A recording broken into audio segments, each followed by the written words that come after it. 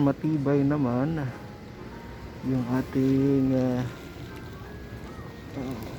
tank rack na with suction cup,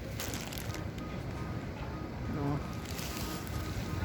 So although during ride hindi naman ako high speed, but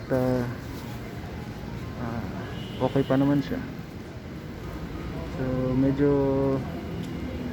ang laman ng ating bagay medyo may kabigatan na.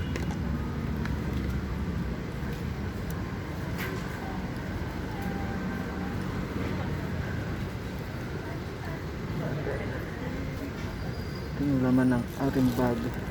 So yan ang ating suction cup.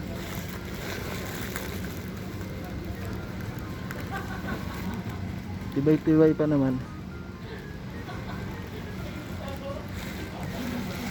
Short ride lang pero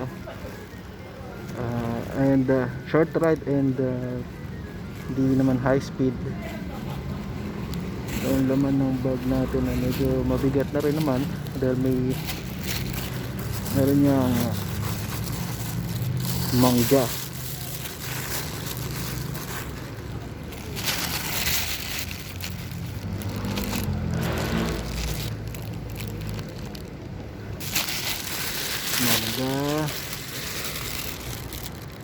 Gabitin yung mangga na yan.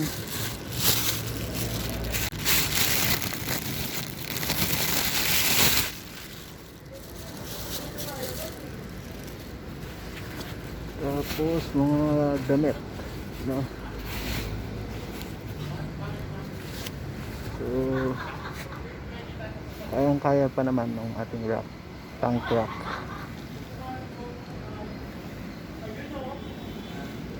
Maganda dito ilagay kapag magpapasalubong ka ng box ng Dunkin Donut, no? Alright. So ang tank rack na ito ay nabili ko sa Lazada. Nagkakahalagang 800 pesos. It comes with a suction cup, no? Pero since may belt itong aking motor, ang pina-adjustan natin itong yung stock niya kasi nandito. So gumawa tayo ng parang bracket niya to adjust yung suction cup.